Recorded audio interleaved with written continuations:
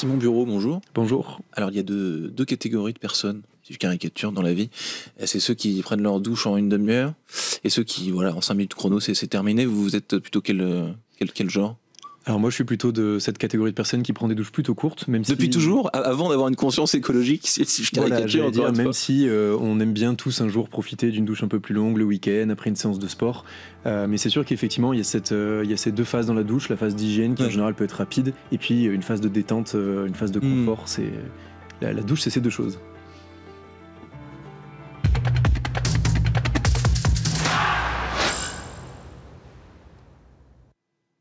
Bonjour à tous et bienvenue au Talk Dessineur du Figaro, avec aujourd'hui à côté de moi Simon Bureau, cofondateur de Ilia, une société toulousaine qui est à Toulouse, mais dont le business dépasse largement les frontières régionales et même de notre pays, puisqu'on va parler de solutions innovantes et écologiques dont le but est de réduire l'impact environnemental de nos gestes du quotidien. Donc la douche en est un, mais pas que. Allez-y, pitchez-moi Ilia. Effectivement, chez Ilia, donc c'est une société que j'ai créée il y a 5 ans maintenant avec mon associé Antoine Escande. Au départ, l'idée venait de se dire comment on fait chez nous pour réduire notre impact environnemental. On nous parle d'écologie un peu à longueur de journée dans les médias, on nous dit il faut réduire notre consommation d'énergie, etc. On est moralisateur, on dit il faut, mais ça, voilà. Et on s'est dit ok, très bien, j'ai envie de réduire mon impact environnemental. Qu'est-ce que je peux faire là chez moi tout de suite? On s'est intéressé à la douche parce que c'est le premier poste de consommation en eau du foyer et c'est le deuxième poste de consommation en énergie. On l'oublie souvent, mais en fait, une douche, c'est de l'eau chaude, donc c'est de l'énergie. Donc, premier poste de consommation en eau, deuxième poste de consommation en énergie. Et puis, ça parle à tout le monde. Tout le monde a déjà pris une douche dans sa vie, donc on s'est dit c'est le bon geste pour commencer. Et c'est comme ça qu'on a réfléchi à des solutions à la fois de sensibilisation pour aider les gens à prendre conscience de cet impact de la douche, mais aussi de recyclage des eaux de la douche pour avoir une consommation plus faible. Et on va en parler.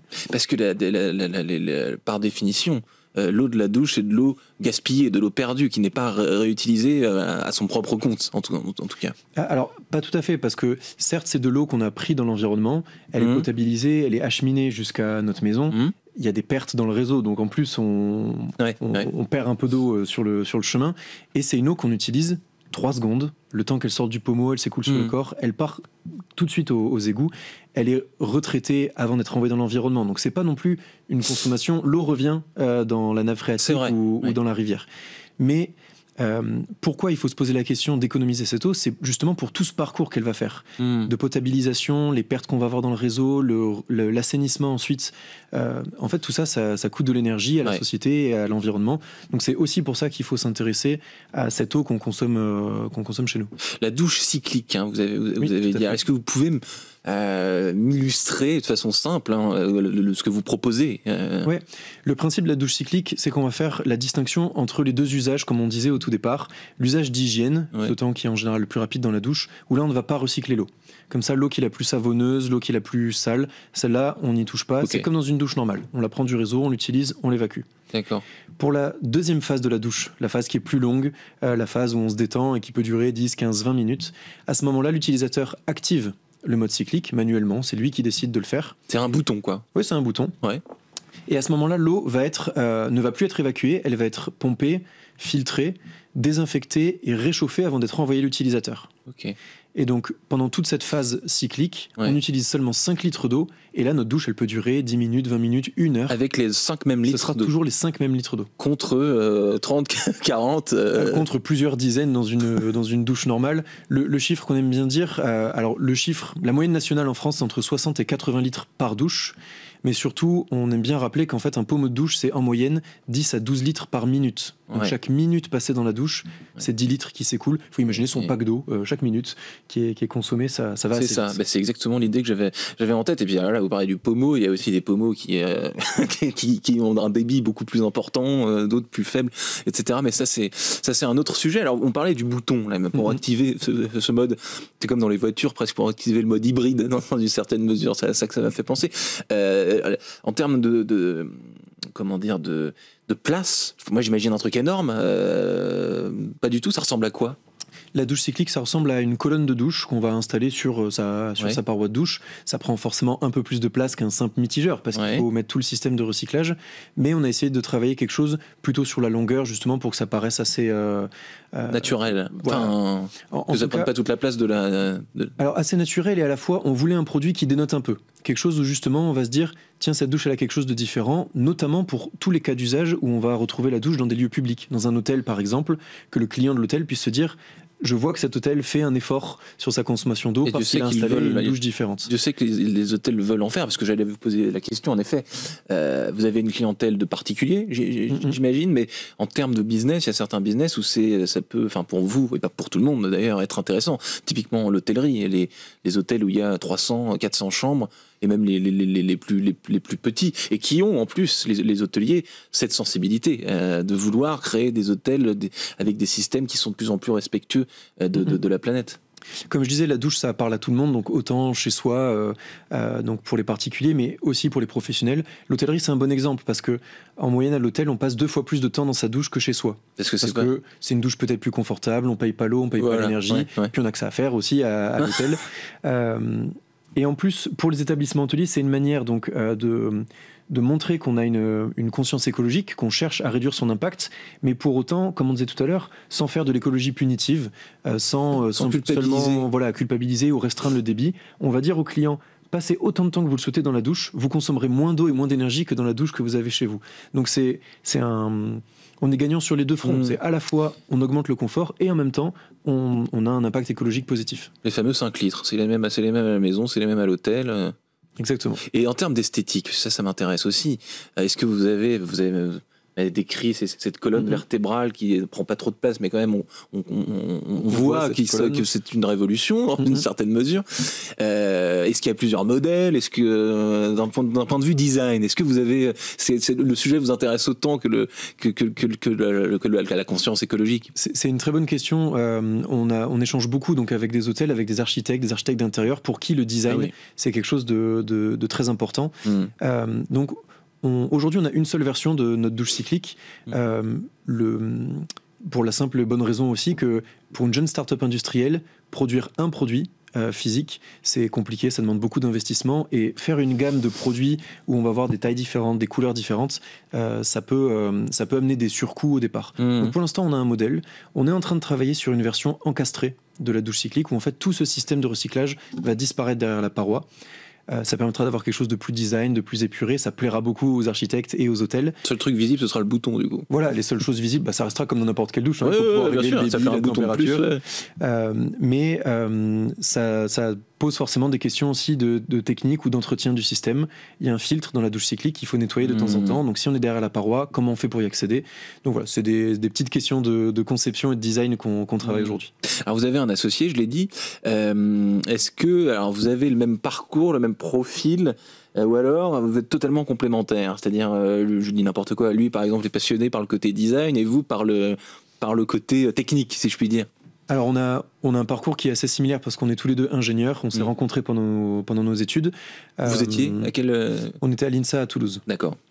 Et en fait on a participé à beaucoup d'associations ensemble sur le campus, notamment des associations de développement durable. Ah oui. Et donc une fois le diplôme en poche, on s'est dit comment on fait pour que notre métier d'ingénieur ait du sens, comment on fait pour avoir un impact positif sur la planète et sur la société. Et donc on a décidé d'entreprendre ensemble. On savait travailler ensemble, donc on entreprend ensemble. Mais effectivement, on s'est séparé un peu les rôles.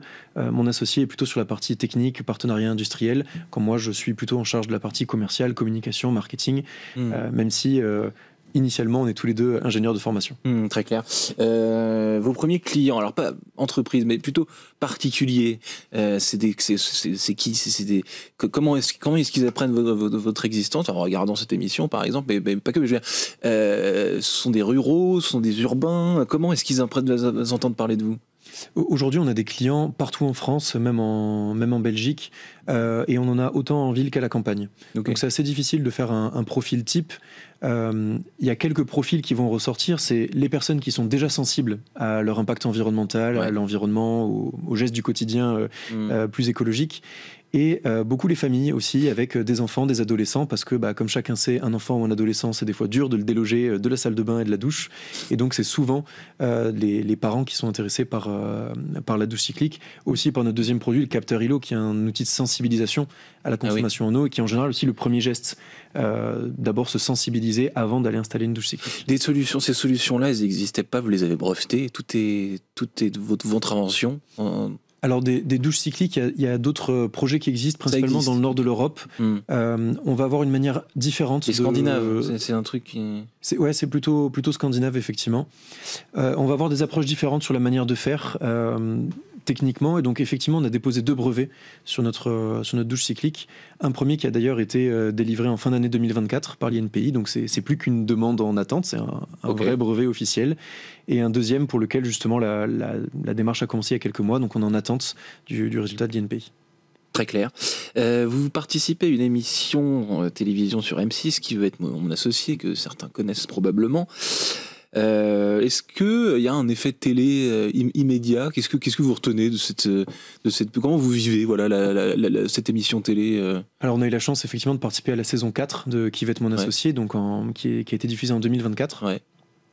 On n'a pas ressenti l'effet télé tout de suite parce qu'on a été parmi ces projets qui sont diffusés assez tard dans la soirée et donc il y a un peu moins de gens devant la télé, il faut attendre le temps du replay, etc. Mais on a vraiment senti cet effet quelques semaines après la diffusion. On participait au concours Lépine qui avait lieu pendant la foire de Paris. Et là, en fait, il y a eu énormément de gens qui passaient devant le stand en disant « mais effectivement, je vous ai vu à la télé ». Et donc, on a un peu plus senti cet effet télé à retardement. Aussi parce que la presse, du coup, a eu connaissance du projet par l'émission, a pu s'intéresser. Donc voilà, l'effet pour nous n'a pas été immédiat, ça n'a pas été le coup de boost dans la soirée, mais ça a été sur du plus long terme. Ouais, pour certaines, ce qui est intéressant dans votre cas, je trouve, c'est que dans le cas de certaines innovations, c'est très difficilement illustrable. C'est pour le grand public, c'est parfois compliqué à comprendre. Ça peut être vraiment des trucs de niche, de l'innovation de niche. Mais vous, c'est une douche, quoi. Donc c'est d'autant plus facile d'en parler que c'est très facilement illustrable. Oui, c'est ce que je disais, c'est le geste du quotidien qui parle à tout le monde. Votre showroom, vous, quand vous êtes à un event quelconque, pour parler d'autres boîtes, c'est une douche. Et voilà. Et d'ailleurs, c'est aussi là où on disait, on a des clients qui sont des professionnels, mais en fait, chaque professionnel est aussi particulier chez lui, ou inversement, on va parler à un particulier, mais chez lui, il va se dire, oui, tiens, dans mon entreprise, pourquoi pas installer aussi ces systèmes. Donc c'est vrai que ça va parler à tout le monde. Est-ce qu'il y a un ennemi aussi public numéro 1 pour c'est la vaisselle? Quand on fait la vaisselle à la main, on gaspille beaucoup d'eau. On ne peut pas faire une vaisselle cyclique. On a beaucoup cette question effectivement de dire maintenant ok, on s'est intéressé à la douche, mais qu'est-ce qu'on fait pour les autres usages? Il y a la vaisselle effectivement, on parle souvent de l'eau des toilettes, la chasse d'eau. La chasse d'eau, c'est un gros sujet. Il va y avoir une difficulté dans ces cas-là, c'est qu'il y a rarement pour le coup un usage récréatif de la vaisselle. On ne s'amuse pas à faire couler l'eau juste pour s'amuser. L'esprit un peu torturé, mais oui. Et donc on va se retrouver avec une eau qui va être très chargée en détergent, en PEC vaisselle, mais aussi en beaucoup de matières organiques. Et donc filtrer cette eau qui va être très chargée de manière instantanée et en local, c'est plus complexe. Dans la douche, l'avantage, c'est qu'on a beaucoup d'eau, une pollution qui est assez faible. Finalement, c'est l'eau sale, la moins sale de la maison. Et donc, c'est assez facile à retraiter en direct. C'est très clair. Il nous reste 1 minute, Simon Bureau. En termes de marque employeur et impact, j'imagine que ça doit se bousculer pour venir bosser avec vous, non? Des jeunes deep Angers On a beaucoup de candidatures et on n'a malheureusement pas la capacité d'accueillir tout le monde. On est effectivement. Vous êtes combien aujourd'hui? On est toujours les 2 cofondateurs. On a eu du passage de salariés, alternants, stagiaires, mais la vie fait qu'ils sont partis vers d'autres projets. On est une entreprise solidaire une entreprise de l'économie sociale et solidaire avec l'agrément ESUS, entreprise solidaire d'utilité sociale. Donc c'est vrai qu'on a beaucoup de jeunes qui sont intéressés pour venir travailler chez nous. On aura des recrutements à venir, donc il ne faut pas hésiter à regarder sur notre site internet, c'est les offres d'emploi qui peuvent tomber. Simon Bureau, donc cofondateur de ILIA, juste 20 secondes. Pourquoi ILIA? On l'a appelé ILIA parce qu'on pense qu'il y a un monde nouveau à bâtir. Et donc ILIA, c'est le début d'une phrase, c'est le début d'une aventure. Il y a des choses à faire, il y a un monde nouveau à bâtir. C'est très clair. Merci beaucoup Simon Bureau. Merci à vous. Cofondateur d'ILIA, donc un monde à bâtir, et donc à très bientôt. Merci.